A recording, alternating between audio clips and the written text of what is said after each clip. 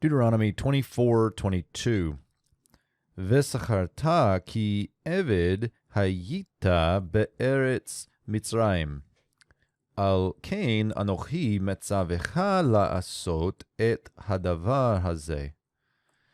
So today we get this reminder again, like we saw in verse 17, that Israel themselves were slaves in Egypt. And I think that this becomes somewhat of the grounding for why to leave gleanings for the least of these in the previous three verses that we have seen. You're caring for them. Remember that you have been cared for by the Lord, and so you should then care for others. And so we get here the vekatal form that begins 5 consecutive on the perfect. This is a call perfect 2ms. Verbal root is zachar. So a good strong verb there. You see all the pieces, and you shall remember.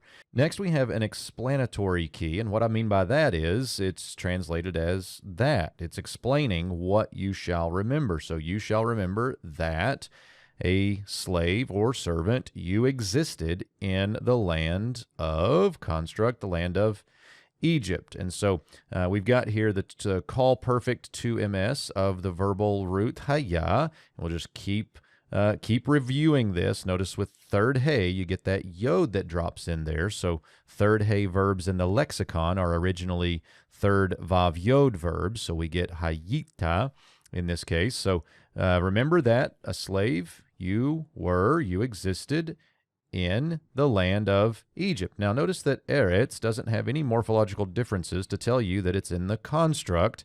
What it does have, however, is this munach conjunctive accent. And so remember that in the singular of seglet nouns, the construct and the absolute look identical. So this little accent can help you know that this is in the construct in the land of Egypt. Therefore, therefore, I am, here I is serving as the subject for the participle, I am commanding you, or I command you. Here we have a PL participle. The verbal root is tsava, and we get the 2ms pronominal suffix on there as well. I am commanding you to do, call infinitive construct of the verbal root asa. I am commanding you to do, direct object marker, this thing. And that line break is unfortunate there, but you get the thing, this one. I am commanding you to do this thing.